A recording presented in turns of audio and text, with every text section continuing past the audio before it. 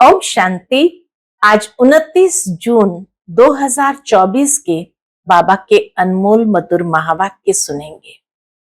आज की बाबा की मुरली में बाबा कहे, तुम पुरुषोत्तम संगम युग पर खड़े हो और इसीलिए तुम्हारी बुद्धि में अब यही बात है कि अब हमें बाबा के साथ घर चलना है और जब घर लौटना ही है तो देह सहित देहधारी तथा देह की दुनिया को भूल जाना है, क्योंकि जब तक भूलेंगे नहीं तब तक पुरुषोत्तम बनने का पुरुषार्थ नहीं होगा। फिर बाबा कहे, तुम बच्चों को नई दुनिया में भी तो आना है, तो घर जाएंगे फिर नई दुनिया में आएंगे। तो इसीलिए स्वयं को आत्मनिश्चय कर बाबा को प्यार से याद करो।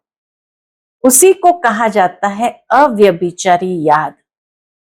भक्ति मार्ग भी जब आरंभ होता है तो बाबा कहे, तुम अव्यभिचारी भक्ति करते आए। राजाओं के महलों में भी एक शिव का ही मंदिर होता था जिसको वो पूजते थे। फिर बाद में भक्ति भी व्यभिचारी हो गई, लेकिन अब बाबा कहे, तुम्हें अव्यभिचारी याद में, एक बाप की याद में रहना है।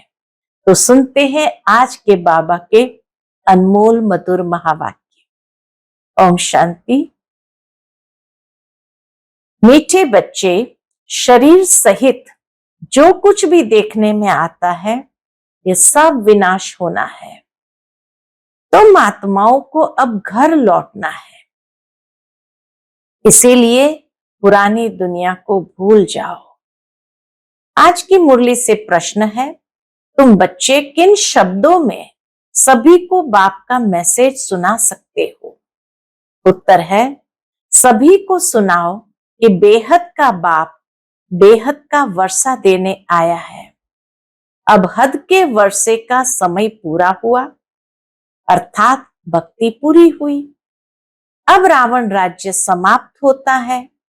बाप आया है तुम्हें रावण 5 विकारों की जेल से छुड़ाने। यह पुरुषोत्तम संगम युग है। इसमें तुम्हें पुरुषार्थ कर दैवी गुणों वाला बनना है। सिर्फ पुरुषोत्तम संगम युग को भी समझ ले तो स्थिति श्रेष्ठ बन सकती है। बाबा कहे, सिर्फ इतना समझ ले पुरुषोत्तम संगम युग क्या है तो भी स्थिति श्रेष्ठ बन सकती है। ओम शांति। अब रूहानी बच्चे क्या कर रहे हैं? पूछते बाबा, अब क्या कर रहे हैं? अव्यभिचारी याद में बैठे हैं। एक होती है अव्यभिचारी याद, दूसरी होती है व्यभिचारी याद। अव्यभिचारी याद अथवा अव्यभिचारी भक्ति जब पहले शुरू होती है तो सब शिव की पूजा करते हैं। ऊंचते ऊंच भगवान वही है। वह बाप भी है, फिर शिक्षक भी है, पढ़ाते हैं। क्या पढ़ाते हैं? मनुष्य से देवता बनाते हैं।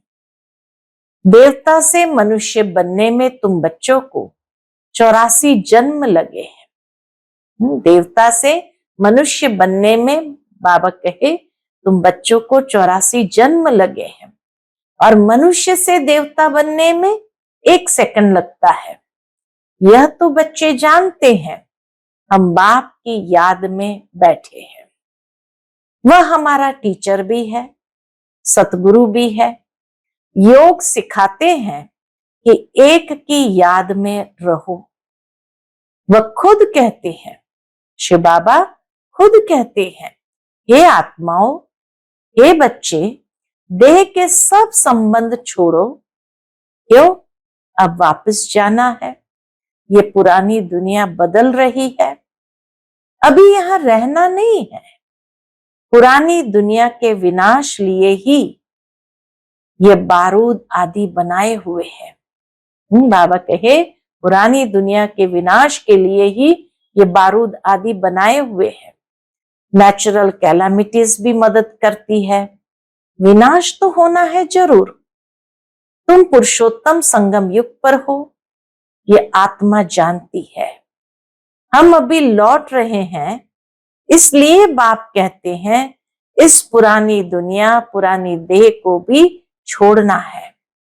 देह सहित जो भी इस दुनिया में देखने में आता है, ये सब विनाश हो जाना है। शरीर भी खत्म होना है। अब हम आत्माओं को घर लौटना है। लौटने बिगर नई दुनिया में आ नहीं सकेंगे। अब तुम पुरुषोत्तम बनने का पुरुषार्थ कर रहे हो। पुरुषोत्तम है ये देवताएं, सबसे ऊंचते ऊंच है निराकार बाप। फिर मनुष्य सृष्टि में आओ तो इसमें है उच्च देवता, वह भी मनुष्य है परंतु दैवी गुणों वाले हैं। फिर वही आसुरी गुणों वाले बनते हैं। अब फिर आसुरी गुणों से दैवी गुणों में जाना पड़े, सतयुग में जाना पड़े। किसको किसको जाना है सतयुग में? तुम बच्चों को। तुम बच्चे पढ़ रहे हो, औरों को भी पढ़ाते हो। सिर्फ बाप का ही मैसेज देना है। बेहद का बाप बेहद का वर्षा देने आए हैं। अब हद का वर्षा पूरा होता है। बाप ने समझाया है 5 विकारों रूपी रावण की जेल में सब मनुष्य है, सब दुख ही उठाते हैं। सूखी रोटी मिलती है, बाप आकर के सबको रावण की इस जेल से छुड़ाते हैं। बाबा कहे बाप आकर सबको रावण की जेल से छुड़ाए, सदा सुखी बनाते हैं। सुखी रोटी मिल रही है। बाप के सिवाय मनुष्य को देवता कोई बना न सके। तुम यहां बैठे हो इसलिए, मनुष्य से देवता बनने के लिए। अभी है कलयुग, बहुत धर्म हो गए हैं। तुम बच्चों को रचता और रचना का परिचय खुद बाप बैठ देते हैं। तुम सिर्फ ईश्वर परमात्मा कहते थे, तुमको ये पता नहीं था कि वह बाप भी है, टीचर भी है, गुरु भी है। उनको कहा जाता है सतगुरु। अकाल मूर्त भी कहा जाता है। तुमको आत्मा और जीव कहा जाता है। वह अकाल मूर्त इस शरीर रूपी तख्त पर बैठे हैं। वह जन्म नहीं लेते। कौन? शिव बाबा। ब्रह्मा बाबा के शरीर रूपी अकाल तख्त पर बैठे हैं, वह जन्म नहीं लेते हैं। तो वह अकाल मूर्त बाप बच्चों को समझाते हैं, मेरा अपना रथ नहीं है, मैं तुम बच्चों को पावन कैसे बनाऊं? मुझे तो रथ चाहिए ना। बाबा कहे मुझे तो रथ चाहिए ना। अकाल मूर्त को भी तख्त तो चाहिए। अकाल तख्त मनुष्य का होता है और कोई का नहीं होता है। तुम हर एक को तख्त चाहिए। अकाल मूर्त आत्मा यहाँ विराजमान है, वह सभी का बाप है। उनको कहा जाता है महाकाल। वह पुनर्जन्म में नहीं आते हैं। तुम आत्माएं पुनर्जन्म में आती हो। मैं आता हूं कल्प के संगम युगे। कौन कहते हैं? शिव बाबा कहते हैं मैं आता हूं कल्प के संगम युगे। भक्ति को रात, ज्ञान को दिन कहा जाता है। ये पक्का याद करो। मुख्य है ही 2 बातें, अलफ और बे, बाप और बादशाही। बाप आकर बादशाही देते हैं और बादशाही के लिए पढ़ाते हैं, इसलिए इसको पाठशाला भी कहा जाता है। भगवान वाच, भगवान तो है निराकार, उनका भी पाठ होना चाहिए। वह है ऊंचते ऊंच भगवान, उनको सभी याद करते हैं। बाप कहते हैं ऐसा कोई मनुष्य नहीं होगा जो भक्ति मार्ग में याद न करता हो। ऐसा कोई भी मनुष्य नहीं जो भक्ति मार्ग में शिव बाबा को याद न करता। दिल से ही सब पुकारते हैं, हे भगवान, हे लिबरेटर, ओ गॉड फादर, क्योंकि वह है सभी आत्माओं का फादर। जरूर बेहद का ही सुख देंगे। हद का बाप हद का सुख देते हैं, कोई को पता नहीं। अब बाप आए हैं, कहते हैं बच्चों और संग तोड़ मुझ एक बाप को याद करो। यह भी बाप ने बताया है, तुम देवी देवता नई दुनिया में रहते हो, वहां तो अपार सुख है, उन सुखों का अंत नहीं पाया जाता। नए मकान में सदैव सुख होता है, पुराने में दुख होता है। तब तो बाप बच्चों के लिए नया मकान बनवाते हैं, बच्चों का बुद्धि योग नए मकान में चला जाता है। यह तो हुई हद की बात। अभी तो बेहद का बाप नई दुनिया बना रहे हैं। पुरानी दुनिया में जो कुछ देखते हो वह सब क्या होना है? तो बाबा कहे पुरानी दुनिया में जो कुछ देखते हो वह कब्रिस्तान होना है। अभी परिस्तान स्थापन हो रहा है। तुम संगम युग पर हो, कलयुग के तरफ भी देख सकते हो, सतयुग के तरफ भी देख सकते हो। तुम संगम युग पर साक्षी हो, देखते हो। प्रदर्शनी में अथवा म्यूजियम में आते हैं तो वहां भी तुम संगम पर खड़ा कर दो। इस तरफ है कलयुग, उस तरफ है सतयुग, हम बीच में हैं। बाप नई दुनिया स्थापन करते हैं जहां पर बहुत थोड़े मनुष्य होते हैं और कोई भी धर्म वाला नहीं आता है, सिर्फ तुम ही पहले पहले आते हो। अभी तुम स्वर्ग में जाने का पुरुषार्थ कर रहे हो। पावन बनने के लिए ही मुझे पुकारा है कि हे बाबा, हमको पावन बनाकर पावन दुनिया में ले चलो। ऐसे नहीं कहते कि शांति धाम में ले चलो। परम धाम को कहा जाता है स्वीट होम। अभी हमको घर जाना है। बहुत समय हो गया पाठ बजाते बजाते, इसलिए अभी हमको घर जाना है, जिसको मुक्ति धाम कहा जाता है, जिसके लिए ही सन्यासी आदि शिक्षा देते हैं। वह सुख धाम का ज्ञान दे नहीं सकते, वह है निवृत्ति मार्ग वाले। तुम बच्चों को समझाया गया है कौन कौन धर्म कब कब आते हैं। मनुष्य सृष्टि रूपी झाड़ में पहले पहले फाउंडेशन तुम्हारा है। बीज को कहा जाता है वृक्षपति। बाप कहते हैं मैं वृक्षपति ऊपर में निवास करता हूं। जब झाड़ एकदम जड़ीभूत हो जाता है तब मैं आता हूं देवता धर्म स्थापन करने। बनियन ट्री का बड़ा वंडरफुल झाड़ है। कलकत्ते में बनियन ट्री का बड़ा वंडरफुल झाड़ है, बिगर फाउंडेशन, बाकी सारा झाड़ खड़ा है। इस बेहद के झाड़ में भी आदि सनातन देवी देवता धर्म है नहीं, बाकी सब धर्म खड़े हैं। तुम मूल वतन निवासी थे, यहां पाठ बजाने आए हो। तुम बच्चे ऑल राउंड पाठ बजाने वाले हो, इसलिए 84 जन्म है मैक्सिमम, फिर मिनिमम 1 जन्म। मनुष्य फिर कह देते हैं 84 लाख जन्म। वह भी किसके होंगे यह भी समझ नहीं सकते। बाप आकर तुम बच्चों को समझाते हैं 84 जन्म तुम लेते हो। पहले पहले मेरे से तुम बिछड़ते हो। सतयुगी देवता ही पहले होते हैं। जब वह आत्माएं यहाँ पाठ बजाती है तो बाकी सब आत्माएं कहाँ चली जाती है? बाकी सब आत्माएं कहाँ चली जाती है यह भी तुम जानते हो कि बाकी सब आत्माएं मुक्ति धाम में होती है, शांति धाम में होती है। तो शांति धाम अलग हुआ ना, बाकी दुनिया तो यही है। पाठ यहाँ बजाते हैं। नई दुनिया में सुख का पाठ, पुरानी दुनिया में है दुख का पाठ।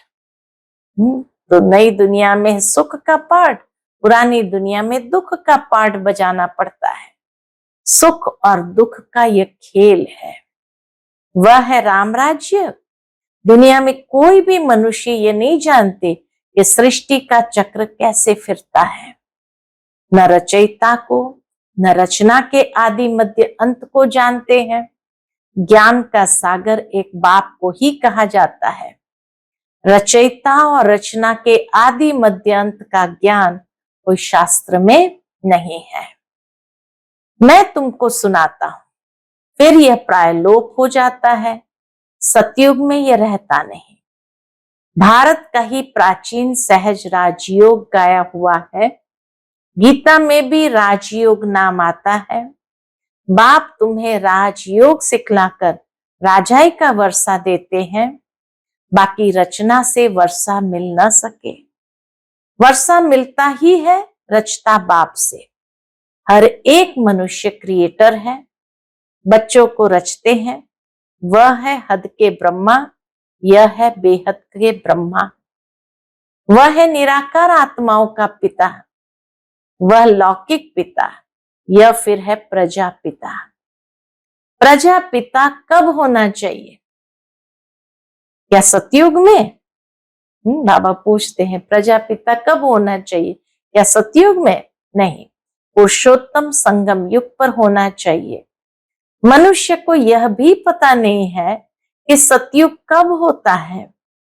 उन्होंने तो सतयुग कलयुग आदि को लाखों वर्ष दे दिए हैं। बाप समझाते हैं 1250 वर्ष का एक युग होता है। हिसाब आकर के बाबा बताते 1250 वर्ष का एक युग होता है। 84 जन्मों का भी हिसाब चाहिए ना, सीढ़ी का भी हिसाब चाहिए ना। हम कैसे उतरते हैं? तो सारा हिसाब आकर बाप हमें समझाते हैं कि कैसे हम नीचे उतरते हैं। पहले पहले फाउंडेशन में कौन है? देवी देवता। उनके बाद फिर आते हैं इस्लामी, बौद्धि। बाप ने झाड़ का राज भी बताया है। बाप के सिवाय तो कोई सिखला न सके। तुमको कहेंगे ये चित्र आदि कैसे बनाए। बाबा हम बच्चों को समझाते ये चित्र आदि कैसे बनाए, किसने सिखाया? बोलो, बाबा ने हमें ध्यान में दिखाया, साक्षात्कार कराया। जब संदेश पुत्रियां ध्यान में जाती है तो वहां बाबा ने सब बैठ के समझाया। फिर हम यहाँ बनाते हैं, फिर उनको बाप ही इस रथ में आकर करेक्ट करते हैं। जो चित्र बनाए हैं फिर बाबा के पास ले जाते, तो शिव बाबा इस रथ में आकर उसको करेक्ट करते हैं कि ऐसे ऐसे बनाओ। खुद ही करेक्ट करते हैं, परमात्मा खुद ही करेक्ट भी करते हैं। श्री कृष्ण को श्याम सुंदर कहते हैं, परंतु मनुष्य तो समझ नहीं सकते कि क्यों कहा जाता है। यह वैकुंठ का मालिक था तो गोरा था। श्री कृष्ण जब वैकुंठ का मालिक था तो गोरा था, फिर गावड़े का छोरा सांवरा बना है, इसलिए उनको ही श्याम सुंदर कहते हैं। यही पहले आते हैं ततत्वम। इन लक्ष्मी नारायण की राजाई चलती है। आदि सनातन देवी देवता धर्म की स्थापना कौन करते हैं, यह भी किसको पता नहीं है। भारत को भी भुलाए हिंदुस्तान के रहवासी हिंदू कह देते हैं। मैं भारत में ही आता हूं। भारत में देवताओं का राज्य था जो अब प्राय लोप हो गया है। मैं आता हूं फिर से स्थापना करने। पहले पहले है ही आदि सनातन देवी देवता धर्म। ये झाड़ वृद्धि को पाता रहता है। नए नए पत्ते, बाबा कहे जैसे जैसे ये झाड़ वृद्धि को पाता रहता तो नए नए पत्ते कौन होते? नए नए पत्ते मठ पंथ पिछाड़ी में आते हैं तो उनकी भी शोभा हो जाती है। फिर अंत में जब सारा झाड़ जर्जरीभूत अवस्था को पाता है तब फिर मैं आता हूं। बाबा कहे जब सारा झाड़ जर्जरीभूत अवस्था को पाता है तब फिर मैं आता हूं। यदा यदा ही धर्मस्य। आत्मा अपने को भी नहीं जानती तो बाप को भी नहीं जानती। अपने को भी गाली देते, बाप को और देवताओं को भी गाली देते रहते हैं। तमो प्रधान बेसमझ बन जाते हैं, तब मैं आता हूँ। कब कब आते हैं बाबा? बाबा कहे जब अधर्म हो जाता है, जब अनेक मठ पंथ हो जाते हैं, जब स्वयं को गाली देते हैं, देवताओं को गाली देते हैं, परमात्मा को गाली देते हैं, ऐसे तमो प्रधान बेसमझ बन जाते, तब मैं आता हूँ। पतित दुनिया में ही आना पड़े, तुम मनुष्य को जीवदान देते हो, अर्थात मनुष्य से देवता बनाते हो, सब दुखों से दूर कर देते हो, सो भी आधा कल्प के लिए। गायन भी है ना, वंदे मातरम। कौन सी माताएं, किसको वंदना की? जिनकी वंदना करते हैं। कौन सी माताएं हैं जिनकी वंदना करते हैं? तुम माताएं हो, सारी सृष्टि को बहिष्ठ बनाती हो। कितना नशे से बाबा भी कहता है कि तुम माताएं जो सारी सृष्टि को बहिष्ठ बनाती हो। बल पुरुष भी है, लेकिन मेजॉरिटी माताओं की है, इसलिए बाप माताओं की महिमा करते हैं, वंदे मातरम करते हैं।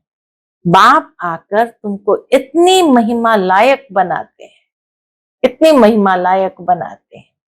अच्छा, मीठे मीठे सिकिलते बच्चों प्रति माता पिता बाप दादा का याद प्यार और गुड मॉर्निंग। रूहानी बाप की रूहानी बच्चों को नमस्ते। हम सभी रूहानी बच्चों की रूहानी माता पिता बाप दादा को याद प्यार, गुड मॉर्निंग और नमस्ते नमस्ते। शुक्रिया बाबा, शुक्रिया। आज की मुरली से धारणा के लिए मुख्य सार है। पहली पॉइंट, अपार सुखों की दुनिया में चलने के लिए संगम पर खड़ा होना है। साक्षी हो सब कुछ देखते हुए क्या करो? साक्षी हो सब कुछ देखते हुए बुद्धि योग नई दुनिया में लगाना है।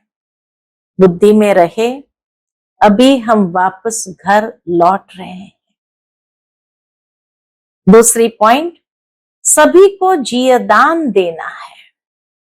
मनुष्य से देवता बनाने की सेवा करनी है। जीवदान उसी को कहा जाता जो मनुष्य से देवता बनाने की सेवा करनी है। बेहद के बाप से पढ़कर दूसरों को पढ़ाना है, दैवी गुण धारण करने और कराने हैं। आज का बाप दादा का मधुर वरदान हम बच्चों के प्रति है, सदा श्रेष्ठ समय प्रमाण, श्रेष्ठ कर्म करते वाह वाह के गीत गाने वाले भाग्यवान आत्मा भव। सदा श्रेष्ठ समय प्रमाण, श्रेष्ठ कर्म करते वाह वाह के गीत गाने वाले भाग्यवान आत्मा भव। इस श्रेष्ठ समय पर सदा श्रेष्ठ कर्म करते वाह वाह के गीत मन से गाते रहो। वाह मेरा श्रेष्ठ कर्म या वाह श्रेष्ठ कर्म सिखलाने वाला बाबा, तो सदा वाह वाह के गीत गाओ। कभी गलती से भी दुख का नजारा देखते भी हाय शब्द नहीं निकलना चाहिए। वाह ड्रामा वाह और वाह बाबा वाह। जो स्वप्न में भी नहीं था वह भाग्य घर बैठे मिल गया। इसी भाग्य के नशे में रहो, इसी भाग्य के नशे में रहो। आज का स्लोगन है, मन बुद्धि को शक्तिशाली बना दो तो कोई भी हलचल में अचल अडोल रहेंगे। मन बुद्धि को शक्तिशाली बना दो तो कोई भी हलचल में अचल अडोल रहेंगे। मन बुद्धि को हिलाने वाले तो हमारे संकल्प ही है। इसीलिए वो जब कमजोर होते हैं संकल्प या मन बुद्धि, तो जरूर हलचल में सहजता से आ जाते। किसी ने कुछ कहा तो भी हलचल में आ जाएंगे। इसीलिए बाबा कहे, मन बुद्धि जितनी सशक्त शक्तिशाली होंगी, उतना कैसी भी परिस्थिति हलचल वाली क्यों ना हो, लेकिन उसमें भी अचल अडोल रहेंगे। और यही समय की पुकार है कि आने वाले समय में अनेक ऐसी हलचल वाली परिस्थितियां आएगी, लेकिन हमें अपने मन बुद्धि को शक्तिशाली सशक्त बनाना है ताकि अचल अडोल रह सके। अच्छा, ओम शांति।